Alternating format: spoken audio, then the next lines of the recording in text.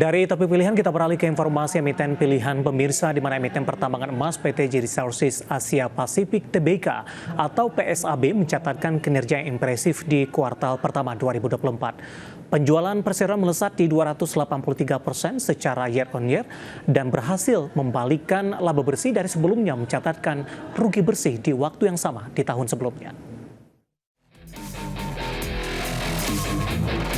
Dikutip dari keterbukaan informasi Bursa Efek Indonesia, PTJ Resources Asia Pasifik Tbk atau PSAB berhasil mencatatkan laba bersih 4,56 juta dolar Amerika di kuartal 1 2024. Raihan ini berhasil membalikkan posisi rugi di kuartal 1 2023 di 13,64 juta dolar Amerika.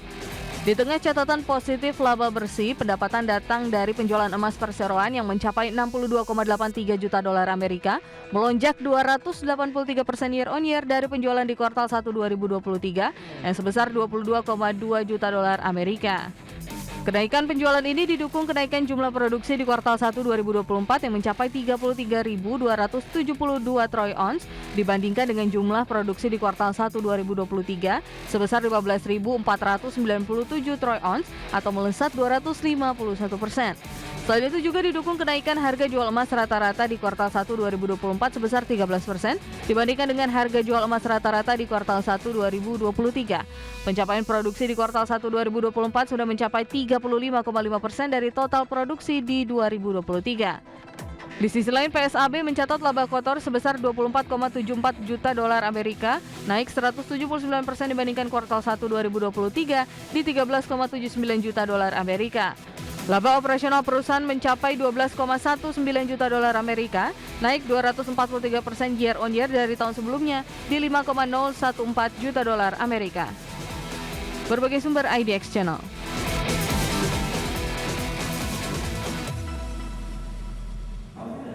Dan pemirsa, di tengah catatan bagus yang dicatatkan PSAB di kuartal pertama di 2024 secara teknikal, saham PSAB hari ini justru mengalami tekanan yang cukup dalam seiring juga dengan pelemahan indeks harga saham gabungan, di mana secara teknikal PSAB sebelumnya sudah menyentuh ke level tertingginya dalam 1 tahun terakhir. Langsung saja kita ke grafis yang pertama, kita akan coba lihat bagaimana pergerakan saham PSAB di sepanjang perdagangan hari ini.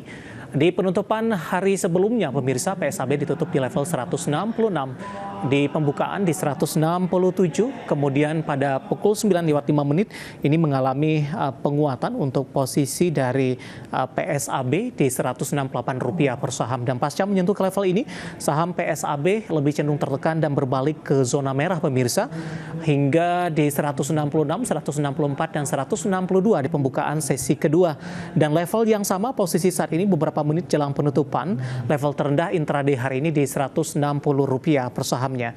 Kita beralih ke grafis selanjutnya, kita akan coba lihat bagaimana pergerakan saham PSAB di beberapa bulan terakhir. Dapat Anda saksikan grafis di layar televisi Anda, pemirsa. Di mana di perdagangan di Desember, Januari, November dan Desember ini masih diperdagangkan di bawah level 100-an, tepatnya di Rp85,8892 per sahamnya. Memasuki awal tahun, PSAB mencoba untuk bangkit dan mengalami penguatan, pemirsa. Bahkan puncaknya level tertinggi di Rp210 per saham, level tertinggi secara year to date dan juga level tertinggi dalam 1 tahun terakhir. Dan lagi-lagi level ini tidak mampu dipertahankan di 3 bulan terakhir atau 2,5 bulan terakhir. Saham PSAB lebih cenderung mengalami tekanan, pemirsa, dan semakin jauh meninggalkan level Rp200 per saham. Nah, bagaimana dari sisi valuasi dengan beberapa indikator yang ada? Kita akan coba lihat ke grafis selanjutnya.